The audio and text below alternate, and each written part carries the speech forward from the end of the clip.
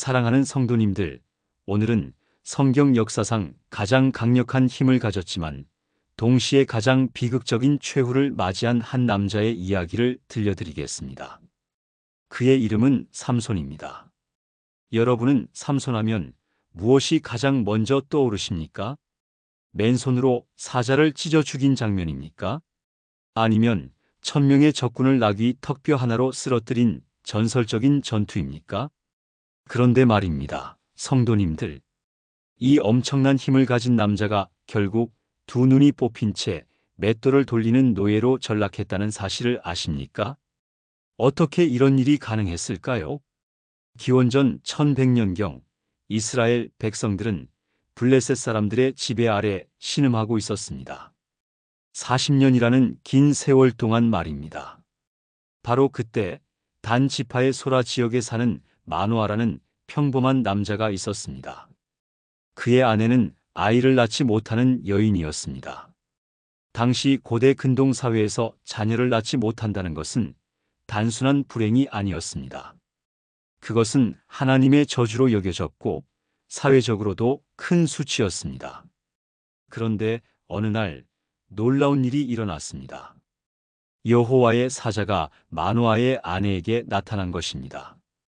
사사기 13장 3절부터 5절은 이렇게 기록하고 있습니다. 여호와의 사자가 그 여인에게 나타나서 그에게 이르시되 보라, 내가 임신하지 못함으로 출산하지 못하였으나 내가 임신하여 아들을 낳으리니 그러므로 너는 삼가 포도주와 독주를 마시지 말며 어떤 부정한 것도 먹지 말지니라. 보라, 내가 임신하여 아들을 낳으리니 그의 머리 위에 삭도를 대지 말라. 이 아이는 태에서 나옴으로부터 하나님께 바쳐진 나실인이 됨이라. 그가 블레셋 사람의 손에서 이스라엘을 구원하기 시작하리라. 이 얼마나 놀라운 예언입니까? 마노아의 아내는 즉시 남편에게 달려가 이 소식을 전했습니다. 하지만 마노아는 처음에는 믿기 어려워했습니다. 40년 동안 아이가 없었는데 갑자기 천사가 나타나 아이를 낳을 것이라니요. 그는 하나님께 간절히 기도했습니다. 주여, 다시 한번 그 사람을 보내주시옵소서 라고 말입니다. 그리고 하나님은 그의 기도에 응답하셨습니다. 천사가 다시 나타났고 이번에는 마노아도 직접 만날 수 있었습니다. 마노아는 천사에게 물었습니다. 우리가 아이를 어떻게 기르면 좋겠습니까?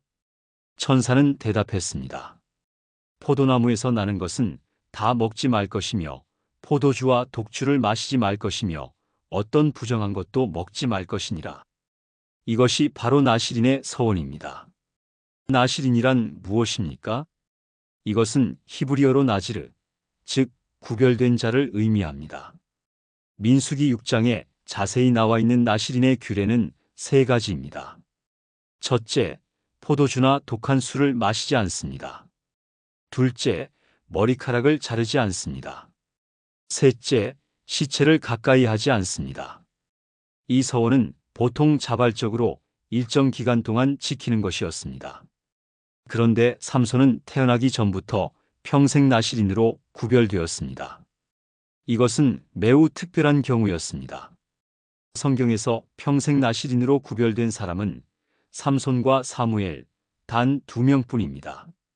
그렇게 예언된 대로 마노아의 아내는 임신했고 아들을 낳았습니다. 그들은 아이의 이름을 삼손이라고 지었습니다. 삼손이라는 이름은 히브리어로 쉼숀인데 이것은 태양을 뜻하는 쇠메시에서 나온 말입니다. 작은 태양이라는 뜻입니다. 아마도 부모는 이 아이가 어두운 블레셋의 압제 속에서 빛이 되기를 바랐을 것입니다.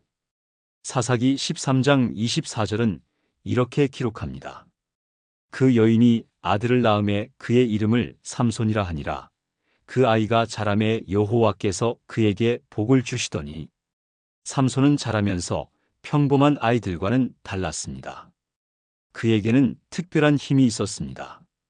하지만 그것은 단순한 육체적 힘이 아니었습니다. 성경은 분명히 말합니다. 여호와의 영이 그를 움직이기 시작하더라고 말입니다. 여기서 움직인다는 히브리어 단어는 파함인데 이것은 강하게 밀어붙이다, 자극하다는 뜻입니다. 마치 거센 바람이 돛을 밀어 배를 움직이게 하듯이 하나님의 영이 삼손을 움직였던 것입니다. 삼손이 자란 곳은 소라와 에스다올 사이의 마하네단이라는 지역이었습니다. 이곳은 블레셋 영토와 매우 가까운 경계 지역이었습니다. 삼손은 어린 시절부터 블레셋 사람들의 횡포를 목격하며 자랐을 것입니다. 그의 마음속에는 점점 블레셋에 대한 적개심이 쌓여갔습니다. 하지만 동시에 그는 블레셋 문화에도 노출되어 있었습니다. 이것이 나중에 그의 인생에 큰 영향을 미치게 됩니다. 시간이 흘러 삼손은 청년이 되었습니다. 그리고 어느 날 그는 블레셋의 딥나라는 도시에 내려갔습니다. 그곳에서 그는 한 여인을 보았습니다. 블레셋 여인이었습니다. 삼손은 그녀에게 마음을 빼앗겼습니다. 그는 집으로 돌아와 부모에게 말했습니다. 사사기 14장 2절입니다.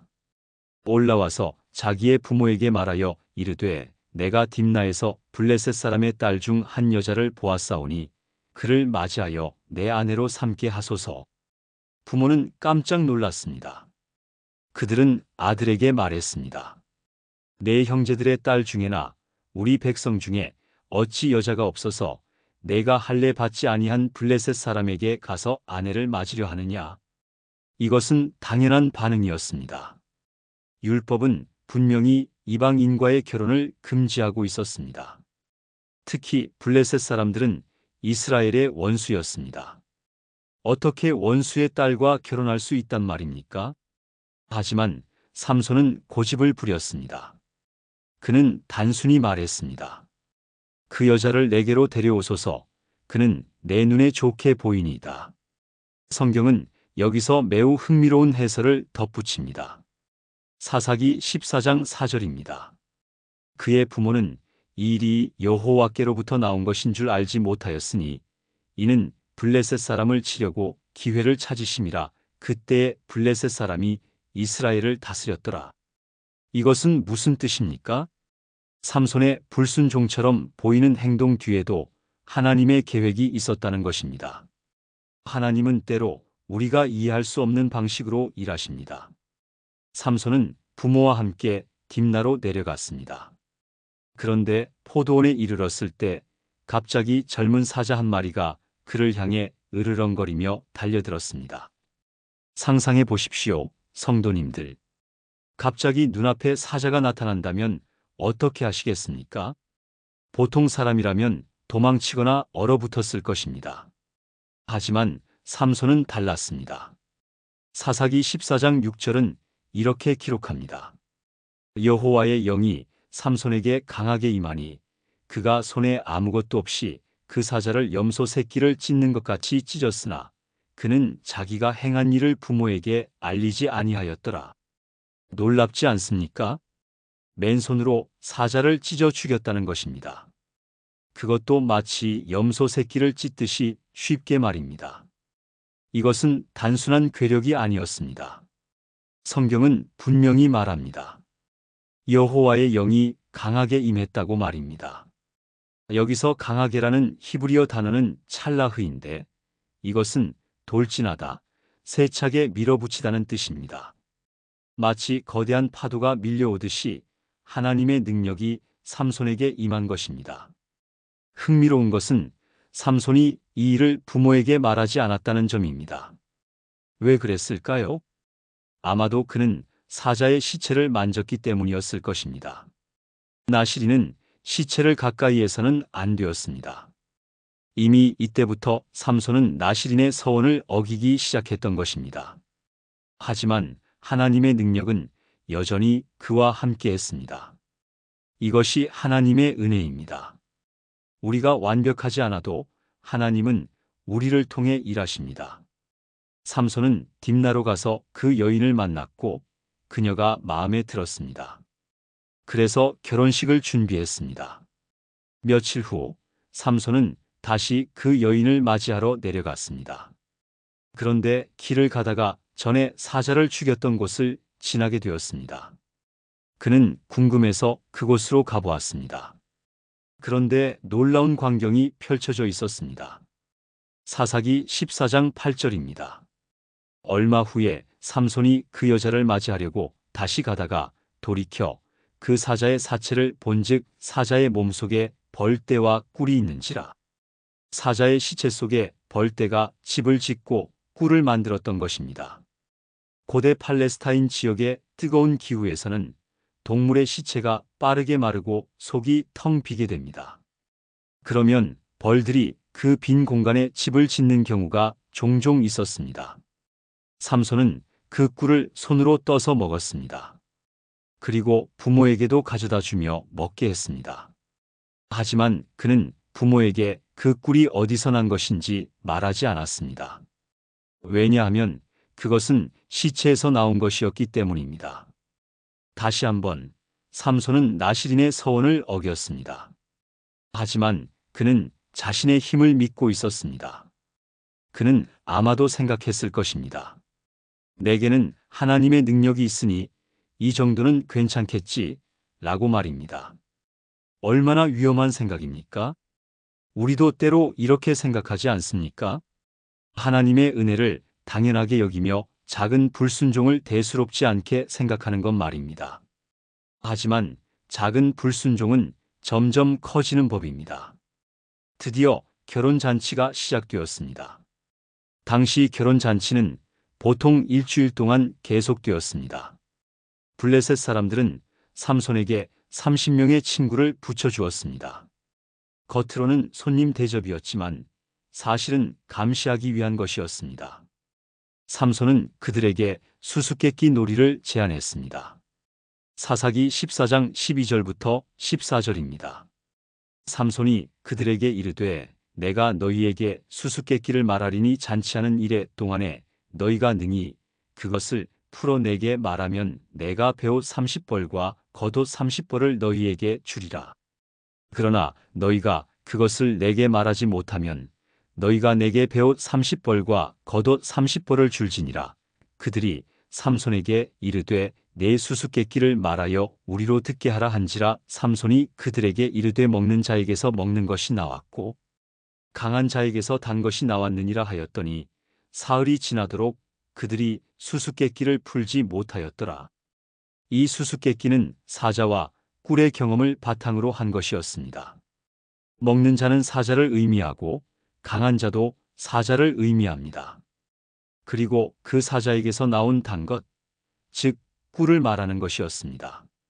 하지만 이 수수께끼는 삼손 자신만 경험한 일이었기 때문에 아무도 풀 수 없었습니다. 블레셋 사람들은 사흘이 지나도록 답을 찾지 못했습니다. 그들은 점점 초조해졌습니다. 만약 수수께끼를 풀지 못하면 30벌의 옷을 내야 했기 때문입니다. 당시의 옷은 매우 귀한 재산이었습니다. 일곱째 날이 되자 그들은 삼손의 아내를 찾아갔습니다. 그들은 그녀를 협박했습니다. 사사기 14장 15절입니다. 일곱째 날에 그들이 삼손의 아내에게 이르되 내 남편을 꾀어 그 수수께끼를 우리에게 말하게 하라. 그렇지 아니하면 불로 너와 내 아버지의 집을 사르리라. 너희가 우리의 소유를 빼앗고자 하여 우리를 청하였느냐 그렇지 아니하냐 하니 얼마나 잔인한 협박입니까? 불로 태워 죽이겠다는 것입니다. 삼손의 아내는 두려움에 떨었습니다. 그녀는 남편에게 가서 울며 매달렸습니다. 당신이 나를 미워하고 사랑하지 않는구나. 우리 백성에게 수수께끼를 내놓고도 그것을 내게 풀어 말하지 아니하는구나 라고 말입니다. 삼손은 처음에 거절했습니다. 보라, 내가 그것을 부모에게도 말하지 아니하였거든 어찌 내게 말하리요? 라고 말입니다. 하지만 그의 아내는 7일 동안 계속 울며 매달렸습니다. 마침내 삼손은 그녀의 재촉에 못 이겨 수수께끼의 답을 말해 주었습니다. 그리고 그의 아내는 즉시 그것을 자기 백성에게 알렸습니다. 일곱째 날 해가 지기 전에 그들은 삼손에게 와서 말했습니다. 사사기 14장 18절입니다.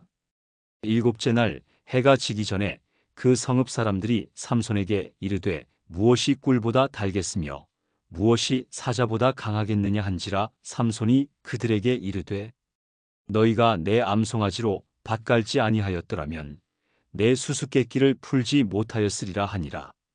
삼손은 즉시 알아차렸습니다. 그의 아내가 비밀을 누설했다는 것을 말입니다. 그는 분노했습니다. 하지만 그는 약속을 지켜야 했습니다. 그래서 그는 어떻게 했을까요? 사사기 14장 19절입니다. 여호와의 영이 삼손에게 강하게 임하시니 삼손이 아스글론에 내려가서 그곳 사람 30명을 쳐 죽이고 그들의 물건을 빼앗아 수수께끼 푼 자들에게 그 옷을 주고 심히 노하여 그의 아버지의 집으로 올라갔더라. 삼손은 아스글론으로 내려가 30명을 죽이고 그들의 옷을 빼앗아 빚을 갚았습니다. 그리고 분노한 채 부모의 집으로 돌아갔습니다. 그는 아내를 딥나에 두고 떠났습니다. 그런데 그 사이에 무슨 일이 일어났을까요? 그의 장인은 딸이 버림받았다고 생각했습니다. 그래서 딸을 삼손의 친구 중 하나에게 주어버렸습니다. 며칠이 지나 삼손의 분노가 가라앉았습니다. 그는 아내를 보러 다시 딥나로 내려갔습니다. 밀 거둘 때였습니다. 그는 염소 새끼 한 마리를 가지고 갔습니다. 그리고 장인에게 말했습니다. 내가 내 아내의 방으로 들어가겠노라. 하지만 장인은 그를 들여보내지 않았습니다. 그리고 충격적인 말을 했습니다. 사사기 15장 2절입니다. 그의 장인이 이르되 내가 그를 심히 미워하는 줄로 내가 생각한 고로 그를 내 친구에게 주었노라. 그의 동생이 그보다 더욱 아름답지 아니하냐 청하노니 너는 그 대신에 동생을 맞이하라 하니 삼손은 격분했습니다. 배신당한 것입니다. 그는 말했습니다. 이번에는 내가 블레셋 사람들에게 해를 끼쳐도 그들에 대하여 내게 허물이 없으리라. 그리고 그는 나가서 여우 300마리를 잡았습니다. 그는 횃불을 가지고 여우들의 꼬리와 꼬리를 서로 묶고 그 두 꼬리 사이에 횃불 하나씩을 달았습니다. 그리고 그 횃불에 불을 붙여 블레셋 사람들의 곡식밭에 놓아주었습니다. 결과는 어땠을까요? 사사기 15장 5절입니다. 횃불에 불을 켜고 그것을 블레셋 사람들의 곡식밭에 놓아 줌에 타는 곡식 더미와 아직 배지 아니한 곡식과 포도원과 감람나무를 사른지라. 엄청난 피해였습니다. 블레셋 사람들은 분노했습니다. 그들은 물었습니다. 누가 이런 일을 했느냐? 사람들이 대답했습니다. 딥나 사람의 사위 삼손이니 이는 그의 장인이 삼손의 아내를 가져다가 그의 친구에게 주었음이니라. 그러자 블레셋 사람들은 올라가서 그 여인과 그의 아버지를 불사르고 말았습니다. 얼마나 비극적입니까? 삼손의 아내는 처음에 블레셋 사람들에게 협박당해 수수께끼의 답을 누설했습니다. 그들은 그녀를 불로 태우겠다고 위협했었습니다. 그래서 그녀는 남편을 배신했습니다. 하지만 결국 그녀는 정말로 불에 타 죽고 말았습니다. 삼손이 들으면 어떻게 반응했을까요? 사사기 15장 7절입니다. 삼손이 그들에게 이르되 너희가 이같이 행하였은즉 내가 너희에게 원수를 갚고야 말리라 하고 삼손은 맹렬히 그들을 쳐서 크게 도륙했습니다. 그리고 에담 바위 틈에 가서 숨었습니다. 블레셋 사람들은 군대를 일으켜 유다 지역의 레히에 진을 쳤습니다. 유다 사람들은 두려워했습니다. 그들은 블레셋 사람들에게 물었습니다. 너희가 어찌하여 우리를 치러 올라왔느냐? 블레셋 사람들이 대답했습니다. 우리가 올라온 것은 삼손을 결박하여 그가 우리에게 행한 대로 그에게 행하려 함이니라. 유다 사람 3,000명이 에담 바위 틈으로 내려가 삼손에게 말했습니다. 사사기 15장 11절입니다. 너는 블레셋 사람이 우리를 관할하는 줄을 알지 못하느냐? 내가 어찌하여 우리에게 이같이 행하였느냐 하니 삼손이 그들에게 대답하되 그들이 내게 행한 대로 나도 그들에게 행하였노라 하니라. 유다 사람들이 삼손에게 말했습니다. 우리가 너를 결박하여 블레셋 사람의 손에 넘겨주려고 내려왔노라. 얼마나 슬픈 일입니까, 성도님들. 같은 이스라엘 백성이 자기들의 사사를 적에게 넘겨주려 한다는 것이 말입니다. 그들은 블레셋의 압제에 너무 오래 익숙해져서 저항할 생각조차 하지 못했습니다. 그저 평화롭게 조용히 살기를 원했습니다. 삼손은 그들에게 말했습니다. 너희가 친히 나를 치지 아니하겠다고 내게 맹세하라. 그들이 대답했습니다. 아니라 우리가 다만 너를 단단히 결박하여 그들의 손에 넘겨줄 뿐이요 우리가 결단코 너를 죽이지 아니하리라. 그래서 그들은 새 밧줄 2가닥으로 삼손을 결박하고 바위 틈에서 끌어냈습니다. 삼손이 레히에 이르자 블레셋 사람들이 그를 맞으며 소리 질렀습니다. 그들은 승리를 확신했습니다. 드디어 이 골칫거리를 잡았다고 생각한 것입니다. 하지만 바로 그때 놀라운 일이 일어났습니다. 사사기 15장 14절입니다. 삼손이 레히의 이름에 블레셋 사람들이 그를 맞으며 소리 지를 때 여호와의 영이 삼손에게 크게 임하시니 그의 팔의 밧줄이 불탄 삼과 같이 되어 그의 결박되었던 손에서 떨어진지라. 밧줄이 불탄 삼처럼 녹아버렸습니다. 삼손은 자유로워졌습니다. 그리고 그는 주위를 둘러보았습니다. 그의 눈에 나귀의 새 턱뼈 하나가 보였습니다. 그는 그것을 집어들었습니다. 그리고 그것으로 1000명을 죽였습니다. 사사기 15장 15절입니다. 삼손이 나귀의 새 턱뼈를 발견하고 손을 내밀어 그것을 집어들고 그것으로 1000명을 죽이고, 상상이 되십니까? 나귀 턱뼈 하나로 1000명을 죽인다는 것이 말입니다. 이것은 분명히 초자연적인 능력이었습니다. 삼손은 승리의 노래를 불렀습니다. 나귀의 턱뼈로 한 더미, 2더미를 쌓았으며 나귀의 턱뼈로 내가 1000명을 죽였도다. 그는 그 턱뼈를 던지고 그곳을 라만 레히, 즉 턱뼈 언덕이라고 불렀습니다.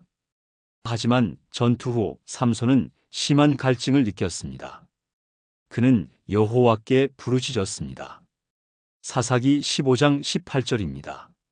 삼손이 크게 목이 말라 여호와께 부르짖어 이르되 주께서 종의 손을 통하여 이 큰 구원을 베푸셨사오나 내가 이제 목말라 죽어서 할례 받지 못한 자들의 손에 떨어지겠나이다 하니, 여기서 우리는 삼손의 인간적인 면모를 봅니다.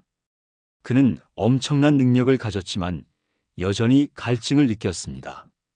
그는 강했지만 하나님의 도움이 필요했습니다. 하나님은 그의 기도에 응답하셨습니다. 레히에 있는 우묵한 곳을 터뜨리시니 물이 거기서 솟아났습니다. 삼손이 그것을 마시고 정신이 회복되어 소생했습니다. 그래서 그는 그 샘을 에낙고레, 즉 부르짖는 자의 샘이라고 불렀습니다. 그 후 삼손은 이스라엘의 사사가 되어 블레셋 사람들의 때에 20년 동안 이스라엘을 다스렸습니다. 20년이라는 긴 세월 동안 삼손은 블레셋에 대항하여 이스라엘을 지켰습니다. 하지만 그의 약점은 여전히 남아 있었습니다. 바로 여인들에 대한 욕망이었습니다. 세월이 흘러 어느 날 삼손은 가사라는 블레셋의 주요 도시로 갔습니다. 가사는 블레셋의 5대 도시 중 하나였습니다. 거기서 그는 한 기생을 보고 그에게로 들어갔습니다. 가사 사람들이 이 소식을 들었습니다. 삼손이 여기 왔다더라. 그들은 그를 에워싸고 밤새도록 성문에서 매복하며 말했습니다. 새벽이 되면 그를 죽이자. 하지만 삼손은 한밤중에 일어났습니다. 그리고 성문짝들과 2 문설주와 문빗장을 빼내어 그것을 모두 어깨에 메고 헤브론 앞산 꼭대기로 가져갔습니다. 얼마나 놀라운 힘입니까? 성문 전체를 뽑아서 어깨에 메고 산 꼭대기까지 올라갔다는 것이 말입니다. 헤브론은 가사에서 약 60km나 떨어진 곳입니다. 이것은 단순히 블레셋 사람들을 조롱하는 행위였습니다. 너희가 나를 가둘 수 있다고 생각하느냐? 하지만 이 사건 이후 삼손의 인생은 급속히 파멸을 향해 달려갔습니다. 그는 소래 골짜기에 들릴라라는 여인을 사랑하게 되었습니다. 들릴라. 이 이름은 히브리어로 연약한 자 또는 밤을 의미합니다. 그녀의 이름 자체가 이미 불길한 암시였습니다. 블레셋의 통치자들이 들릴라에게 올라와서 말했습니다. 사사기 16장 5절입니다. 그를 꿰어서 무엇으로 말미암아 그의 큰 힘이 있으며 우리가 어떻게 하면 그를 이겨 그를 결박하여 굴복하게 할 수 있을는지 알아보라. 그리하면 우리가 각각 은 1,100개를 내게 주리라 하니 은 1,100개씩 5 통치자면 총 5,500개의 은이었습니다. 이것은 엄청난 액수였습니다. 당시 일반 노동자의 약 100년치 임금에 해당하는 돈이었습니다. 들릴라는 유혹에 넘어갔습니다. 그녀는 삼손에게 말했습니다. 청하건대 당신의 큰 힘이 무엇으로 말미암아 있으며 어떻게 하면 능히 당신을 결박하여 굴복하게 할 수 있을는지 내게 말하라. 삼손은 처음에 거짓말로 대답했습니다. 만일 마르지 아니한 새 활줄 7개로 나를 결박하면 내가 약해져서 다른 사람과 같으리라. 블레셋 통치자들이 마르지 않은 새 활줄 7개를 들릴라에게 가져다 주었습니다. 들릴라는 그것으로 삼손을 결박했습니다. 이미 사람을 방 안에 매복시켜 놓고 그에게 말했습니다. 삼손이여, 블레셋 사람들이 당신에게 들이닥쳤느니라. 삼손은 그 줄을 불탄 삼시를 끊음같이 끊었습니다. 들릴라는 화가 났습니다. 보소서, 당신이 나를 희롱하여 내게 거짓말을 하였도다. 청하건대 무엇으로 당신을 결박할 수 있을는지 내게 말하라. 삼손이 또 거짓말했습니다. 만일 쓰지 아니한 새 밧줄로 나를 결박하면 내가 약해져서 다른 사람과 같으리라. 들릴라는 새 밧줄을 가져다가 그것으로 그를 결박하고 말했습니다. 삼손이여, 블레셋 사람들이 당신에게 들이닥쳤느니라. 매복한 자들이 방 안에 있었지만 삼손은 그 줄을 팔에서 실같이 끊어버렸습니다. 들릴라는 더욱 화가 났습니다. 당신이 이때까지 나를 희롱하여 내게 거짓말을 하였도다. 내게 말하라. 무엇으로 당신을 결박할 수 있을는지. 삼손이 3번째로 거짓말했습니다. 내가 만일 나의 머리털 7가닥을 배틀의 날씨에 섞어 짜면 되리라. 들릴라는 그가 잠든 동안 그렇게 했습니다. 그리고 말했습니다. 삼손이여, 블레셋 사람들이 당신에게 들이닥쳤느니라. 삼손은 잠에서 깨어 배틀의 바디와 날씨를 다 빼내었습니다. 3번이나 속았으니 들릴라는 이제 정말로 화가 났습니다. 사사기 16장 15절입니다. 들릴라가 삼손에게 이르되 당신의 마음이 내게 있지 아니하면서 당신이 어찌 나를 사랑한다 하느냐. 당신이 이같이 3번이나 나를 희롱하고 당신의 큰 힘이 무엇으로 말미암아 있는지를 내게 말하지 아니하였도다 하며 그녀는 날마다 그 말로 그를 재촉하여 졸음에 삼손의 마음이 괴로워 죽을 지경이었습니다.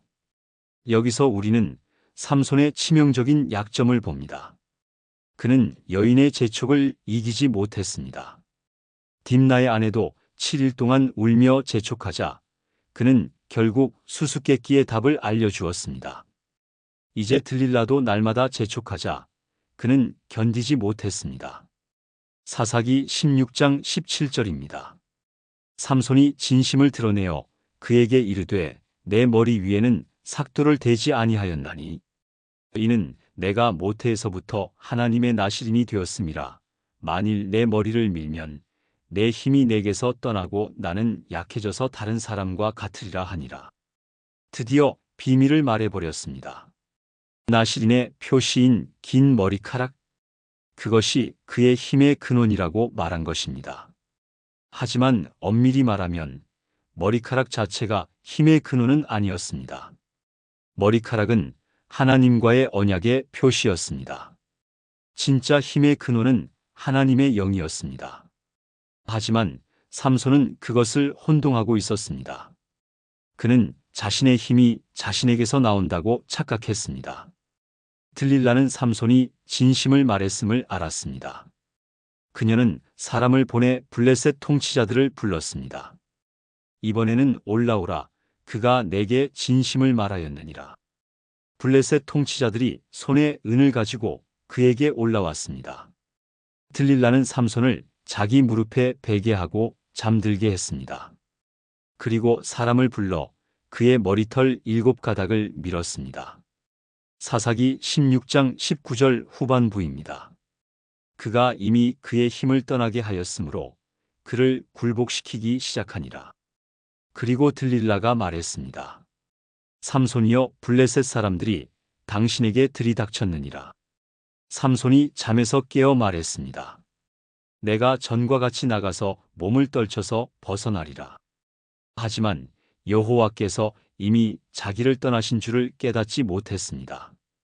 이것이 얼마나 비극적인 구절입니까, 성도님들. 그는 몰랐습니다. 하나님이 이미 떠나셨다는 것을 말입니다. 그는 여전히 자신의 힘을 믿고 있었습니다. 전처럼 일어나 적들을 물리칠 수 있다고 생각했습니다. 하지만 이번에는 달랐습니다. 블레셋 사람들이 그를 붙잡았습니다. 그리고 그들은 잔인한 일을 행했습니다. 사사기 16장 21절입니다. 블레셋 사람들이 그를 붙잡아 그의 눈을 빼고 끌고 가사에 내려가 노줄로 매고 그에게 옥중에서 맷돌을 돌리게 하였더라. 그의 눈을 뽑아버렸습니다. 한때 1000명을 죽이던 그 강한 손으로 이제는 맷돌을 돌리게 했습니다. 노사슬에 묶여 감옥에서 말입니다. 맷돌을 돌리는 일은 보통 노예나 짐승이 하는 일이었습니다. 이스라엘의 영웅이 이제 짐승처럼 취급받고 있었던 것입니다. 블레셋 사람들은 승리의 기쁨에 들떠 있었습니다. 그들의 오랜 원수, 그들을 괴롭혔던 삼손을 마침내 잡은 것입니다. 하지만 성경은 여기서 중요한 한 구절을 기록합니다. 사사기 16장 22절입니다. 그의 머리털이 밀린 후에 다시 자라기 시작하니라. 희망의 빛이 보입니다. 머리카락이 다시 자라기 시작했다는 것입니다. 이것은 단순히 머리카락의 성장만을 의미하지 않았습니다. 그것은 하나님과의 관계가 회복될 가능성을 암시하는 것이었습니다. 어두운 감옥에서 맷돌을 돌리며 삼손은 아마도 자신의 인생을 돌아보았을 것입니다. 그는 하나님께서 자신을 위해 얼마나 놀라운 계획을 가지고 계셨는지 생각했을 것입니다. 태어나기 전부터 나실인으로 구별되었고 블레셋에서 이스라엘을 구원할 사명을 받았습니다. 하나님의 영이 그에게 임할 때마다 초자연적인 능력을 경험했습니다. 하지만 그는 그 모든 것을 헛되이 했습니다. 여인들에 대한 욕망 때문에 나실인의 서원을 어겼습니다. 포도원에서 사자를 죽이고 그 시체에서 꿀을 먹었습니다. 블레셋 여인들과 관계를 맺었습니다. 그리고 마침내 머리카락을 잘랐습니다. 이제 그는 모든 것을 잃었습니다. 힘도, 자유도, 심지어 시력까지도 잃었습니다. 하지만 어쩌면 이 어둠 속에서 그는 비로소 진정으로 하나님을 보게 되었을지도 모릅니다. 눈으로는 볼 수 없었지만 마음의 눈이 열렸을 것입니다. 그는 회개했을 것입니다. 하나님, 제가 잘못했습니다. 제가 교만했습니다. 제 힘이 저에게서 나온 줄 알았습니다. 하지만 이제 알았습니다. 모든 것이 주님으로부터 온 것임을 말입니다. 시간이 흘렀습니다. 블레셋 통치자들이 그들의 신 다곤에게 큰 제사를 드리기 위해 모였습니다. 다곤은 블레셋 사람들의 주신이었습니다. 반은 사람, 반은 물고기 형상을 한 신이었습니다. 그들은 말했습니다. 우리의 신이 우리의 원수 삼손을 우리 손에 넘겨주었다. 사사기 16장 24절입니다. 백성들도 삼손을 보았으므로 그들의 신을 찬송하여 이르되 우리의 신이 우리의 원수를 우리 손에 넘겨주었도다. 우리의 땅을 황폐하게 하고 우리를 많이 죽인 자니라 하니라. 그들은 마음이 즐거울 때에 말했습니다. 삼손을 불러내어 우리를 위하여 제주를 부리게 하자. 그들은 삼손을 옥에서 불러냈습니다. 삼손은 그들 앞에서 제주를 부렸습니다. 얼마나 굴욕적인 상황입니까? 한때 이스라엘의 영웅이었던 그가 이제 적들의 놀림감이 되었습니다. 그들은 삼손을 두 기둥 사이에 세웠습니다. 신전은 사람들로 가득 찼습니다. 모든 블레셋 통치자들이 거기 있었고 지붕에는 남녀 약 3,000명이 있었습니다. 그들은 모두 삼손이 제주 부리는 것을 구경하고 있었습니다. 삼손은 자기 손을 잡은 소년에게 말했습니다. 나를 두어 이 집을 버티는 기둥을 만져 그것을 의지하게 하라. 그리고 삼손은 여호와께 부르짖었습니다. 사사기 16장 28절입니다. 삼손이 여호와께 부르짖어 이르되 주 여호와여 구하옵나니 나를 기억하옵소서. 하나님이여 구하옵나니 이번만 나를 강하게 하사 나의 두 눈을 뺀 블레셋 사람에게 원수를 단번에 갚게 하옵소서 하고, 이것이 삼손의 마지막 기도였습니다. 주목해야 할 것은 그가 하나님을 주 여호와 그리고 하나님이여 라고 부른 것입니다. 그는 더 이상 자신의 힘을 의지하지 않았습니다. 그는 하나님께 간구했습니다. 나를 기억하옵소서. 이번만 나를 강하게 하소서. 그리고 삼손은 집을 버티고 있는 두 가운데 기둥을 하나는 왼손으로 하나는 오른손으로 껴안고 말했습니다. 사사기 16장 30절입니다. 삼손이 이르되 블레셋 사람들과 함께 죽기를 원하노라 하고 힘을 다하여 몸을 굽힘에 그 집이 그 안에 있는 통치자들과 모든 백성 위에 무너지니 삼손이 죽을 때 죽인 자가 살았을 때 죽인 자보다 더 많았더라. 엄청난 굉음과 함께 신전이 무너졌습니다. 모든 블레셋 통치자들과 3,000명의 사람들이 그 안에서 죽었습니다. 삼손도 함께 죽었습니다. 그가 죽을 때 죽인 자가 살았을 때 죽인 자보다 더 많았다고 성경은 기록합니다. 이것은 무엇을 의미합니까? 삼손의 일생 동안 그가 블레셋 사람들과 싸워 죽인 숫자보다 마지막 순간에 죽인 숫자가 더 많았다는 것입니다. 얼마나 놀라운 역전입니까? 가장 약해 보였던 그 순간에 그는 가장 큰 승리를 거둔 것입니다. 삼손의 형제들과 아버지의 온 집안이 내려가서 그의 시체를 가져다가 소라와 에스다올 사이 그의 아버지 마노아의 장지에 장사했습니다. 성경은 마지막으로 기록합니다. 삼손이 이스라엘의 사사로 20년 동안 지냈더라. 이것이 삼손의 이야기입니다.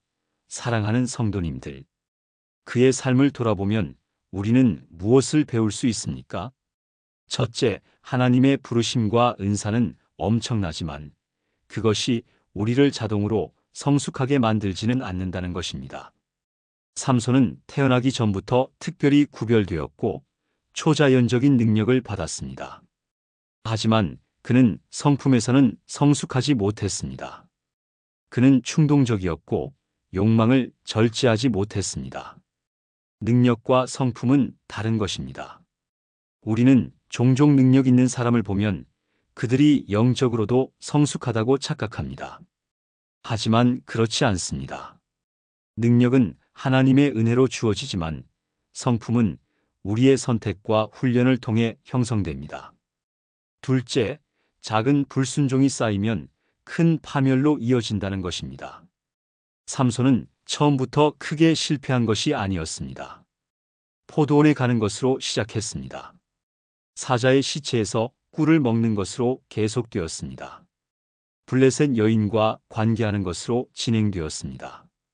그리고 마침내 들릴라에게 비밀을 말하는 것으로 끝났습니다. 각 단계마다 그는 나실인의 서원을 조금씩 어겼습니다. 그리고 매번 하나님의 능력은 여전히 그와 함께 했습니다. 그래서 그는 착각했습니다. 이 정도는 괜찮겠지 라고 말입니다. 하지만 결국 그는 모든 것을 잃었습니다.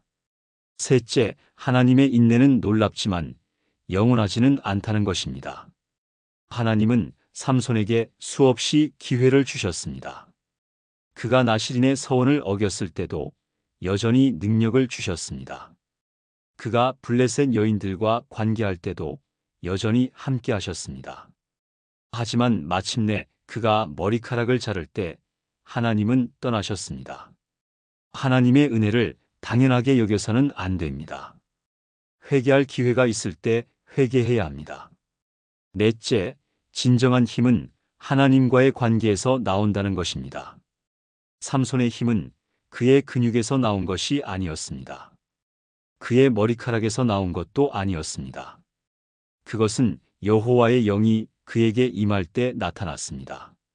머리카락은 단지 하나님과의 언약의 표시였을 뿐입니다. 삼손은 이것을 혼동했습니다. 그는 자신의 힘이 자신에게 속한 것처럼 행동했습니다. 하지만 감옥에서 모든 것을 잃은 후에야 그는 깨달았습니다. 진정한 힘의 근원이 누구인지 말입니다. 그래서 그의 마지막 기도는 이전의 어떤 기도보다도 강력했습니다. 주 여호와여, 나를 기억하옵소서. 이번만 나를 강하게 하소서. 이것은 겸손한 기도였습니다. 이것은 의존하는 기도였습니다. 그리고 하나님은 이 기도에 응답하셨습니다. 다섯째, 하나님은 우리의 실패 후에도 우리를 회복시키신다는 것입니다. 삼손은 많은 실수를 했습니다. 그는 부르심을 저버렸고 서원을 어겼고 모든 것을 잃었습니다. 하지만 하나님은 그를 완전히 버리지 않으셨습니다. 감옥에서 그의 머리카락이 다시 자라기 시작했을 때 그것은 단순한 생물학적 현상이 아니었습니다. 그것은 하나님의 은혜가 여전히 그와 함께한다는 표시였습니다. 삼손이 진심으로 회개하고 하나님께 부르짖었을 때 하나님은 다시 한번 그에게 능력을 주셨습니다. 그리고 그의 마지막 행동은 그의 일생 중 가장 위대한 승리가 되었습니다. 여섯째, 하나님의 계획은 우리의 실패에도 불구하고 성취된다는 것입니다. 천사는 삼손이 태어나기 전에 예언했습니다. 그가 블레셋 사람의 손에서 이스라엘을 구원하기 시작하리라. 여기서 주목할 단어는 시작하리라입니다. 삼손은 완전한 구원을 가져오지 못했습니다. 그는 시작만 했습니다. 그의 삶은 많은 면에서 실패했습니다. 하지만 그는 여전히 하나님의 계획에서 중요한 역할을 했습니다. 그는 블레셋에 대한 저항을 시작했고 그의 죽음으로 블레셋의 지도자들을 제거했습니다. 이것은 후에 사울과 다윗이 블레셋과 싸울 수 있는 기반이 되었습니다. 하나님은 불완전한 사람들을 통해서도 당신의 완전한 계획을 이루십니다. 일곱째, 진정한 승리는 때로 희생을 통해 온다는 것입니다. 삼손의 가장 큰 승리는 그가 가장 약했을 때 왔습니다.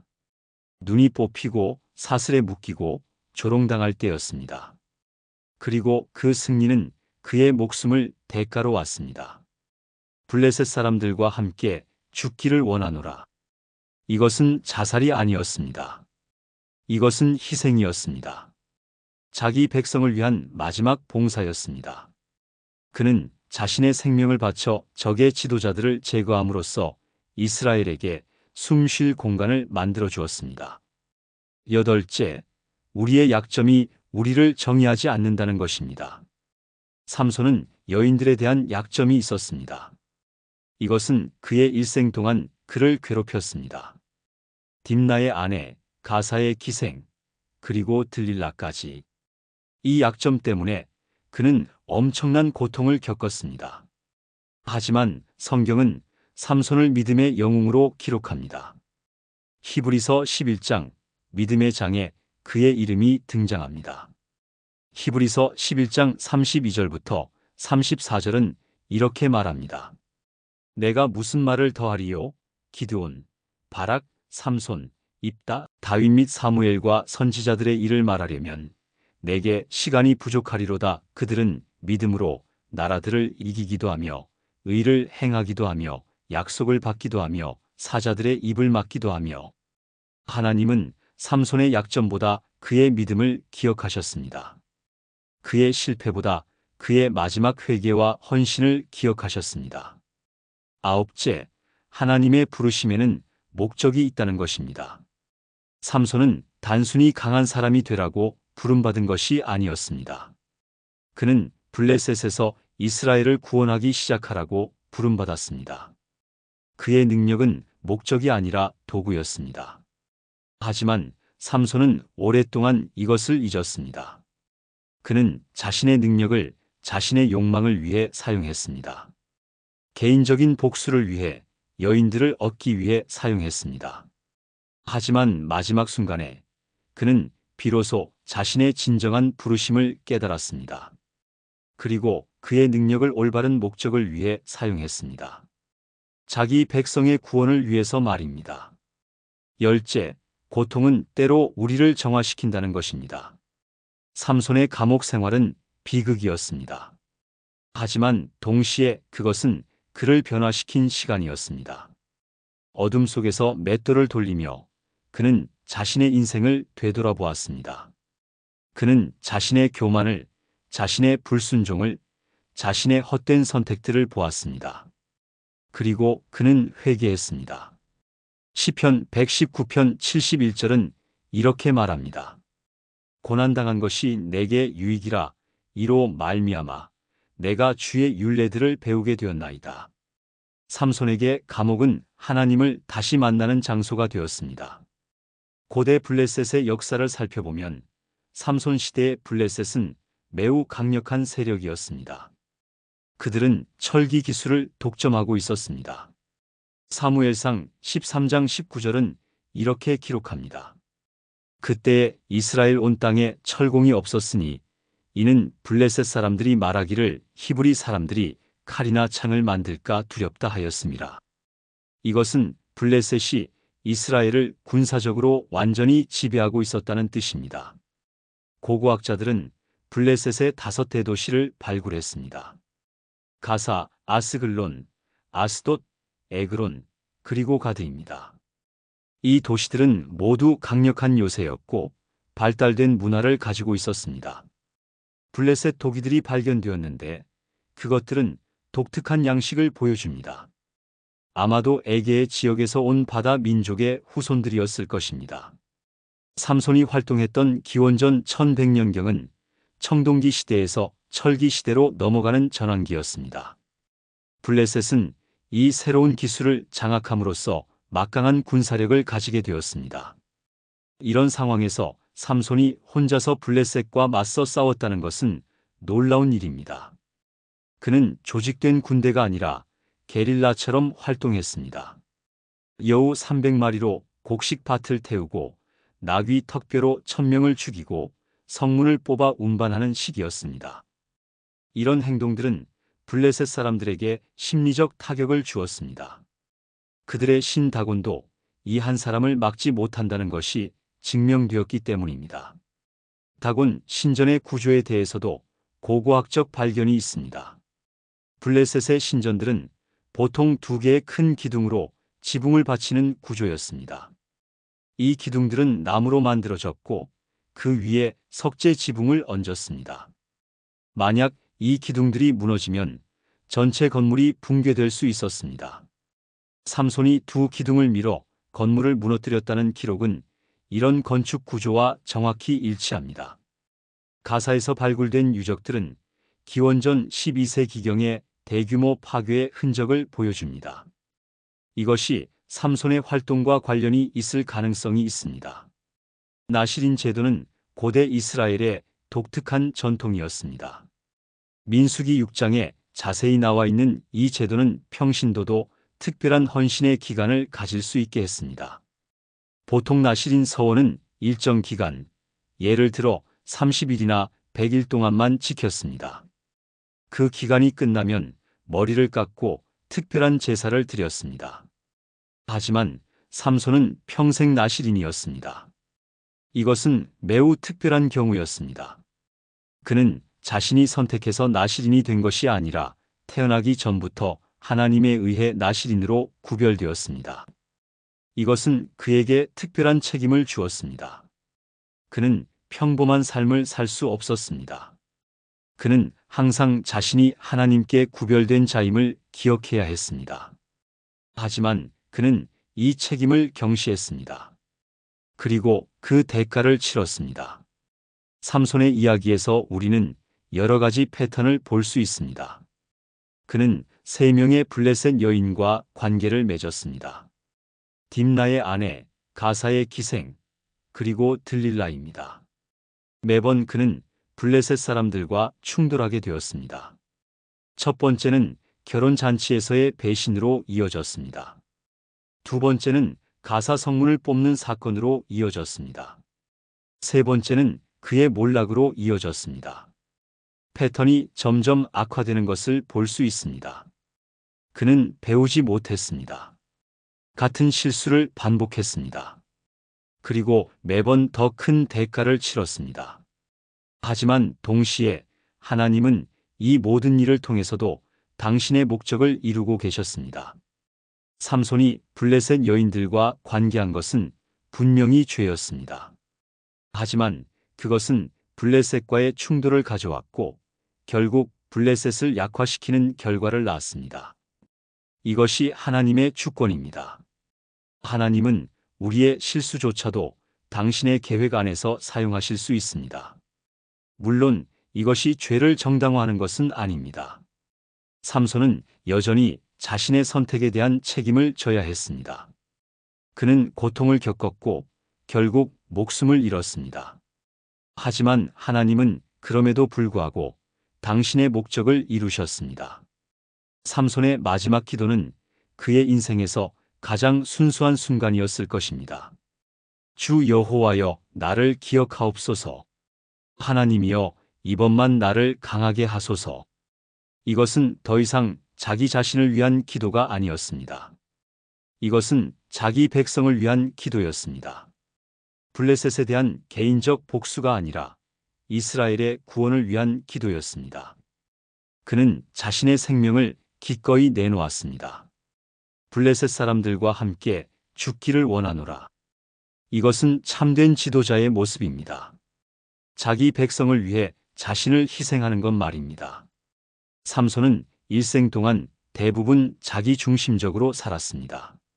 하지만 마지막 순간에 그는 진정한 사사의 모습을 보여주었습니다.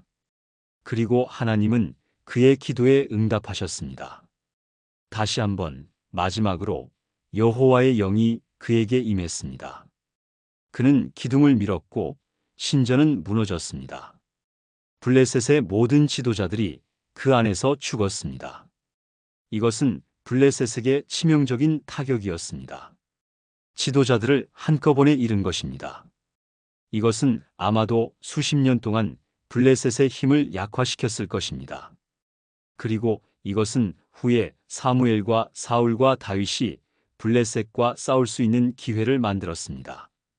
삼손의 희생은 헛되지 않았습니다. 그의 형제들과 가족이 와서 그의 시체를 가져갔다는 것도 의미심장합니다. 그들은 그를 소라와 에스다올 사이 그의 아버지 마노아의 무덤에 장사했습니다. 이것은 그가 다시 가족에게, 백성에게 받아들여졌다는 것을 의미합니다. 그는 실패한 영웅이 아니라 자기 백성을 위해 목숨을 바친 순교자로 기억되었습니다. 소라와 에스다올, 삼손의 이야기가 시작된 곳이자 끝난 곳입니다. 그곳은 여호와의 영이 처음으로 그를 움직이기 시작한 곳이었습니다. 그리고 이제 그는 그곳으로 돌아와 쉬게 되었습니다. 원을 그리며 완성된 것입니다. 그의 삶은 많은 우여곡절이 있었습니다. 실패와 성공, 순종과 불순종, 능력과 약함이 뒤섞여 있었습니다. 하지만 하나님은 그 모든 것을 통해 당신의 목적을 이루셨습니다. 사랑하는 성도님들, 삼손의 이야기는 우리에게 무엇을 말합니까? 우리 각자도 하나님으로부터 특별한 부르심을 받았습니다. 우리는 모두 나름대로의 은사와 능력을 받았습니다. 하지만 그것을 어떻게 사용하느냐가 중요합니다. 우리 자신의 욕망을 위해 사용합니까? 아니면 하나님의 목적과 이웃의 유익을 위해 사용합니까? 삼손은 대부분의 시간을 자기 자신을 위해 능력을 사용했습니다.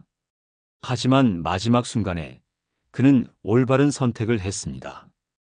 그리고 그 한 번의 올바른 선택이 그의 일생을 구속했습니다. 우리도 지금까지 많은 실수를 했을지 모릅니다. 하나님의 은혜를 당연하게 여기고 작은 불순종을 반복했을지 모릅니다. 하지만 아직 늦지 않았습니다. 지금이라도 하나님께 돌아와 진심으로 부르짖으십시오. 주 여호와여, 나를 기억하옵소서. 이번만 나를 강하게 하소서. 하나님은 우리의 회개를 기다리고 계십니다. 우리가 겸손히 돌아올 때 하나님은 우리를 다시 사용하실 것입니다.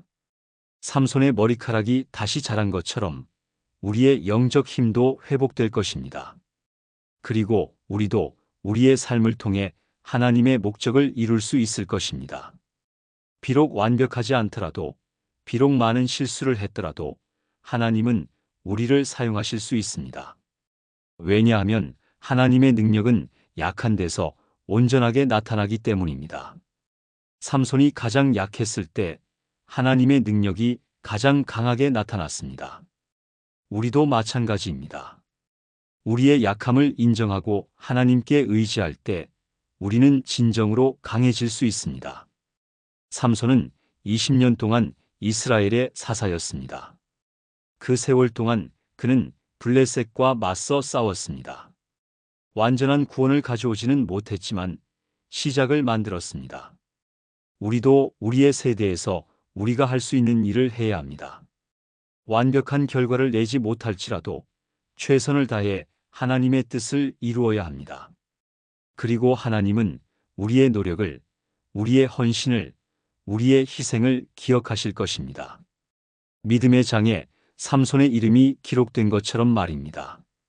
사랑하는 성도님들, 오늘 이 이야기를 들으시면서 무엇을 느끼셨습니까? 여러분의 삶에서 어떤 작은 불순종들이 쌓여가고 있지는 않습니까? 하나님의 은혜를 당연하게 여기고 있지는 않습니까? 여러분에게 주어진 능력과 은사를 자기 자신을 위해서만 사용하고 있지는 않습니까? 지금이 돌아설 때입니다. 지금이 회개할 때입니다. 삼손처럼 모든 것을 잃은 후에야 깨닫지 마십시오. 지금, 바로 이 순간 하나님께 돌아오십시오. 주 여호와여, 나를 기억하옵소서. 이렇게 기도하십시오. 그러면 하나님은 여러분을 다시 일으키실 것입니다. 여러분의 머리카락을, 여러분의 힘을, 여러분의 부르심을 회복시켜 주실 것입니다. 그리고 여러분도 여러분의 세대에서 하나님의 목적을 이루는 도구가 될 것입니다. 삼손의 이야기는 끝났지만 우리의 이야기는 계속됩니다. 오늘 이 말씀이 여러분의 마음에 깊이 새겨지기를 바랍니다. 그리고 여러분의 삶이 하나님께 온전히 드려지는 삶이 되기를 소망합니다. 여러분을 위해 기도합니다. 하나님의 은혜와 평강이 여러분과 여러분의 가정에 늘 함께 하시기를 축복합니다. 오늘도 이 말씀을 들어주신 여러분께 감사드립니다. 다음에도 더 좋은 내용으로 찾아뵙겠습니다. 사랑합니다, 성도님들. 하나님의 크신 사랑이 여러분과 함께 하시길 기도합니다. 샬롬.